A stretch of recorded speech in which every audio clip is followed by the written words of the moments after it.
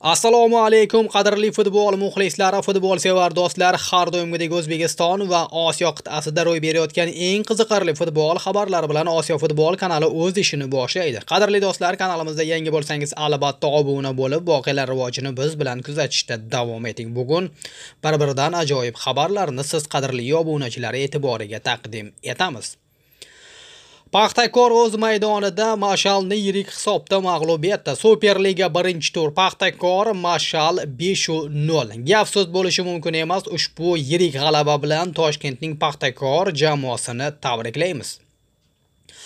Qadrli futbol muxlislari, xabaringiz bor. Bugundan, ya'ni 3-aprel sanasidan Saudiya Arabistonida eng qiziqarli musobaqalardan biri U17 Osiyo Kubogiga start beriladi. Unga ko'ra O'zbekiston terma jamoasi ham albatta quyidagi raqiblarga qarshi bahs olib boradi. Avvalambor bizning guruhimiz A guruhida Saudiya Arabistoni, Tailand va Xitoy jamoalariga qarshi bahs olib boramiz. Demak, bugun 3-aprel sanasida O'zbekiston U17 terma jamoasi Tailandga qarshi maydonga chiqadi. O'zbekiston U17 terma jamoasi Tailandga qarshi o'yin oldidan rasmiy mashg'ulotlar o'tkazgan. 3-aprel kuni Toshkent vaqti bilan soat 20:00 dagi Toif shahridagi Akkas stadionida start oladi, ya'ni O'zbekiston U17 Tailand U17 terma jamoalari o'rtasidagi uchrashuv. Eslatib o'tamiz, mazkur musobaqa Qatarda bo'lib o'tadigan 17 yoshgacha futbolchilar o'rtasidagi FIFA Jahon chempionatiga saralash vazifasini ham o'tab beradi. Musobaqaning eng yaxshi 8 jamoasi 2025-yilga o'smirlar o'rtasidagi mundialda ishtirok etish huquqini qo'lga kiritadi. Bu borada O'zbekiston U17 terma jamoamizga omad va muvaffaqiyatlar tilab qolamiz. Mavzuni milliy terma jamoalarga qaratamiz. Qirg'iziston futbol ittifoqi Shimoliy Koreya futbol federatsiyasiga ushbu jamoalar o'rtasida 5-iyun kuni Toshkentda Jahon chempionati saralash o'yinini o'tkazish taklifi bilan chiqdi. Ushbu o'yinda maydonning rasmiy mezboni Shimoliy Koreya terma jamoasi bo'lib, lekin o'z mamlakatida uy uchrashuvlarini o'tkaza olmaydi. O'yin KXDR futbol federatsiyasining xohishiga ko'ra, ya'ni Koreya Xalq Demokratik Respublikasining xohishiga ko'ra Osiyoning istalgan davlatida o'tkazilishi mumkin.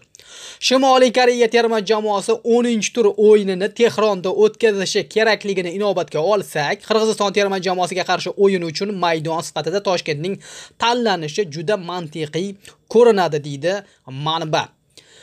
Qadrli futbol muxlislari, Qirg'iziston terma jamoasi ham jahon chempionatidan albatta umid qilmoqda, hech bo'lmasa keyingi saralashlarda ishtirok etish uchun. Abdurauf Bo'riyevga Osiyo va Yevropa klublaridan qiziqish bo'lmoqda. Toshkentning Paxtakor klubi va O'zbekiston milliy terma jamoasi futbolchisi Abdurauf Bo'riyevga Eron, Birlashgan Arab Amirligi va Rossiya klublaridan jiddiy qiziqish bo'lmoqda.